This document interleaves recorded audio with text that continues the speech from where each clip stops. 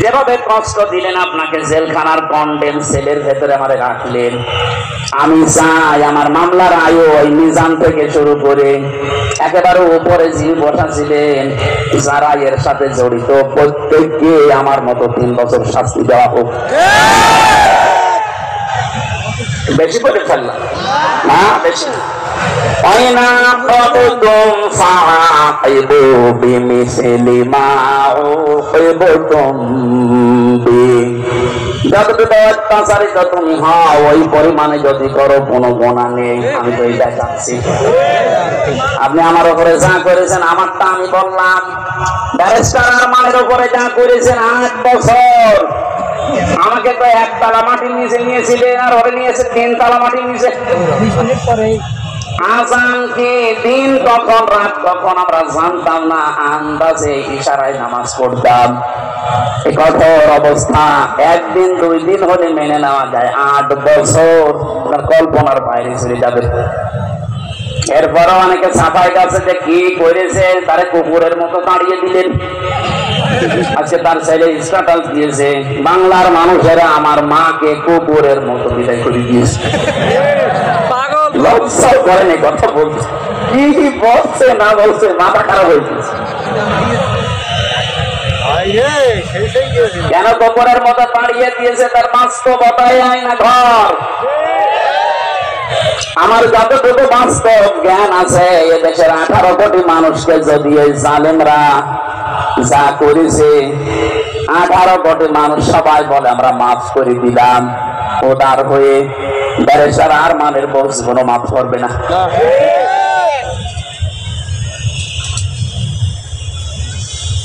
যে লোকটা নিজের জীবন এভাবে দিয়ে শাহাদাত বরণ করলেন, বাংলার হাজার হাজার মানুষকে মুক্ত করার জন্য মুখ খুলে কথা বলা, বুক ফুলিয়ে বেড়ানো, এই সুযোগ তিনি করে দেওয়ার জন্য উৎসাহ দিলেন শহীদ আবু সাইদ।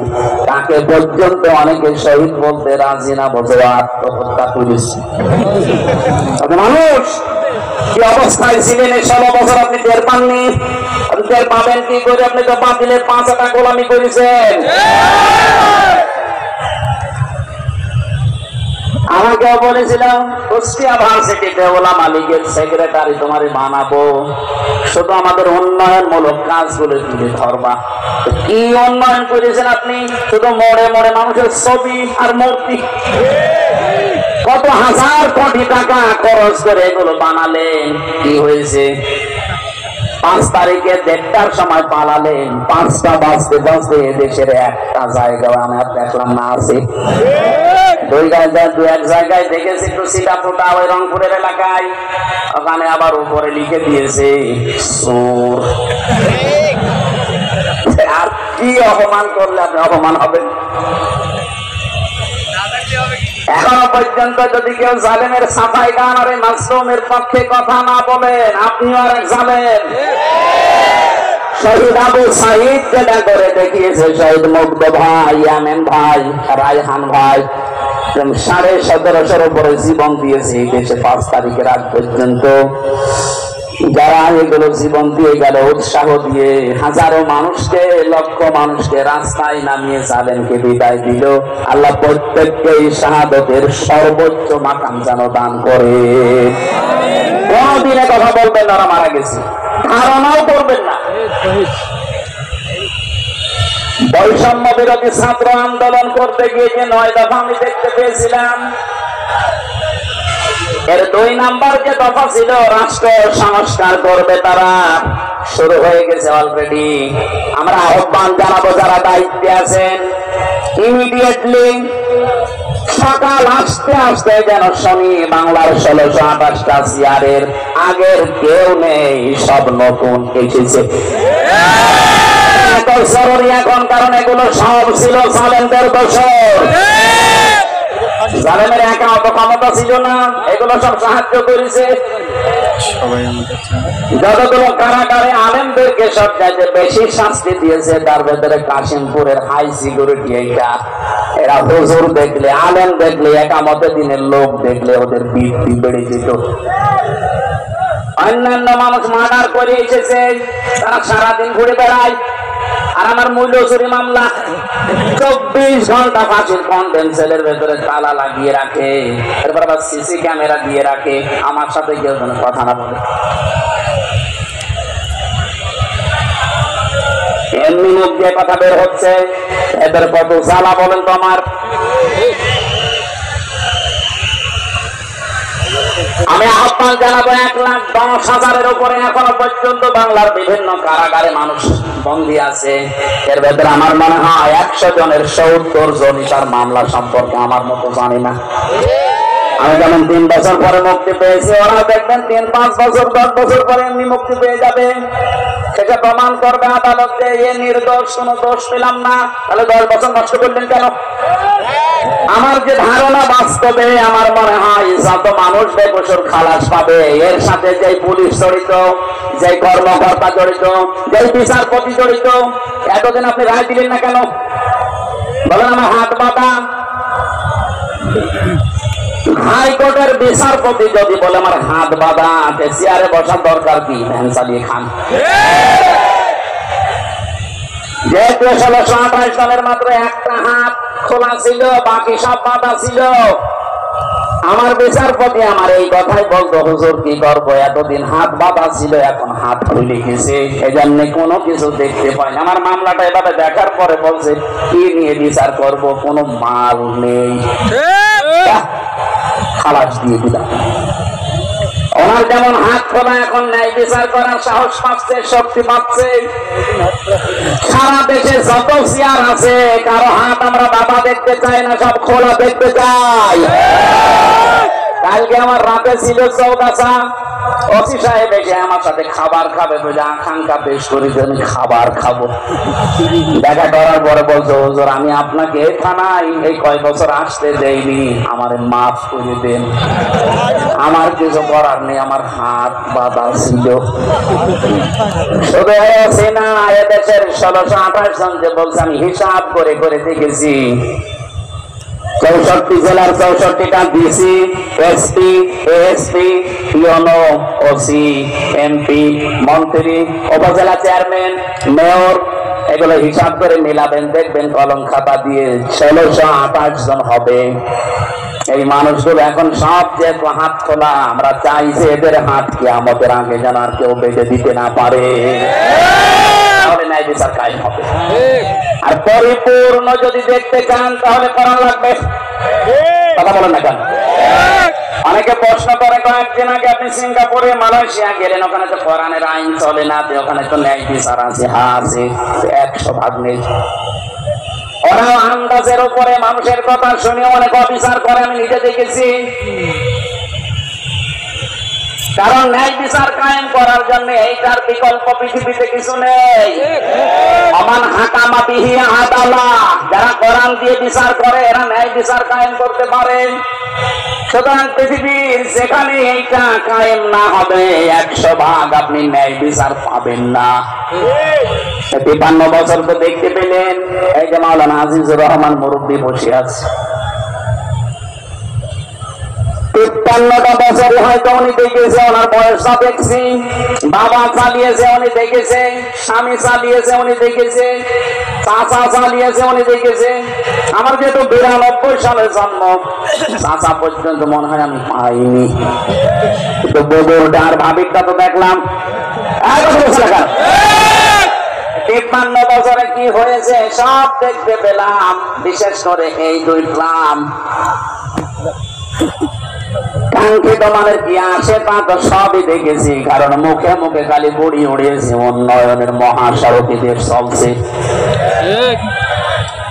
এজন্য আহ্বান জানাচ্ছি, এখন শুধু বাকি আছে এইটা দিয়ে দেশ চললে কেমন দেখা যায়,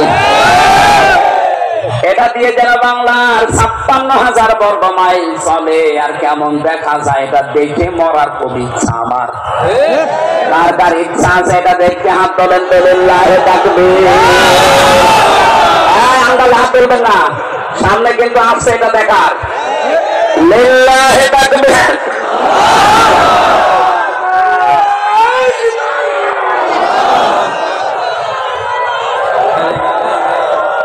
আল কুরআন আল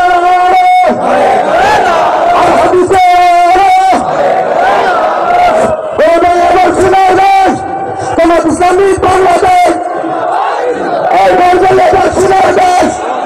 দেবেন। আমি একটা হাদিস বলছি, এবার দেখেন তো এটা মানা যায় কিনা। 98% সঠিক, আর 2% সমস্যা আছে নাকি? এদেশে এক দরবেশ বলে নাই যে কোরআনের সমস্যা আছে, এটা মেজর না, বলে নাই দরবেশে। আমি এখন যে হাদিস বলছি কি 98% না 100% সত্য? 100% সত্য যদি বিশ্বাস করেন, মানবেন তো ইনশাআল্লাহ। আন আবি হুরায়রা রাদিয়াল্লাহু তাআলা আনহু قال قال النبي صلى الله عليه وسلم। এই কথা বলেন কেন? কথা বন্ধ করেন, এটা গুরুত্বপূর্ণ বিষয়, ভালো করে শুনেন, শুনতে পারতে হবে। বলেন মান ইত্তাবাল হুদা বিগাইরিল কুরআন আদাল্লাহুল্লাহ। তিরমিজি শরীফের হাদিস, ছয়টা গ্রন্থ হাদিসের অথেন্টিক আছে, তার ভেতরে এটা একটা।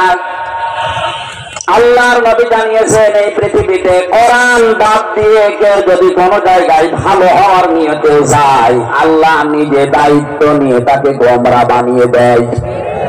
আর আমরা জানি গোমরা মানুষ যাবে কোথায়? আরো জোরে, জোর হলো না, বলেন আর একবার। হাদিসের বাস্তব ব্যাখ্যা শোনেন।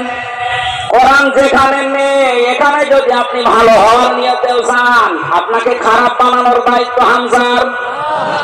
তাহলে দল্লায়া দিল্ল দিত, আপনি নিজেই নিজেকে খারাপ বানিয়ে ফেলেছেন। এটা যেহেতু ভাবে ইফাল থেকে এসেছে,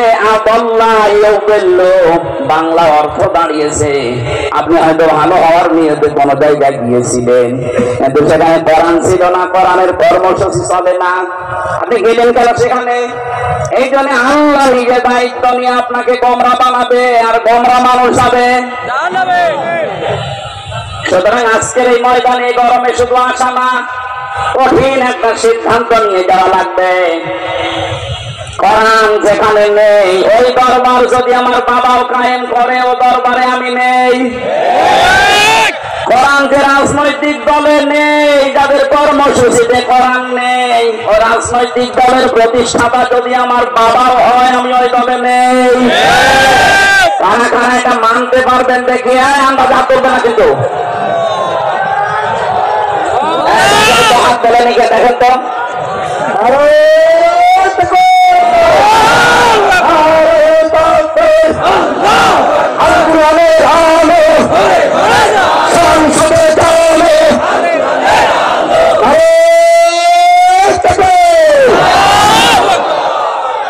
পুলিশের হাত তোলার দরকার নেই, পুলিশ তো নিরপেক্ষ থাকবে, পুলিশ হাত না। তারপর আপনাদের কোরআনের পক্ষে থাকা লাগবে। আপনি কি জাহান্নামী হতে চান? এটা আমি আর কি করার জন্য, খেলা করার জন্য বলি না। কোরআন যেখানে নেই, এসেছে দল হোক।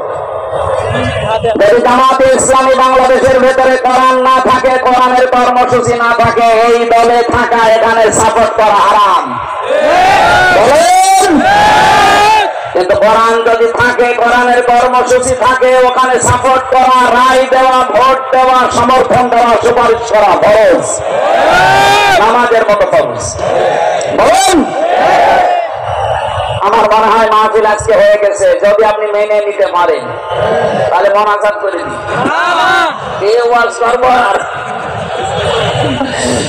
আজকে আমরা তেলাওয়াত করেছি গুরুত্বপূর্ণ একটা আয়াত, সূরা আলে ইমরানের 102 নম্বর আয়াত। আমরা তো জন্মের পর থেকে আয়াতটা শুনছি, কিন্তু তিনটা বিষয়ের ভেতর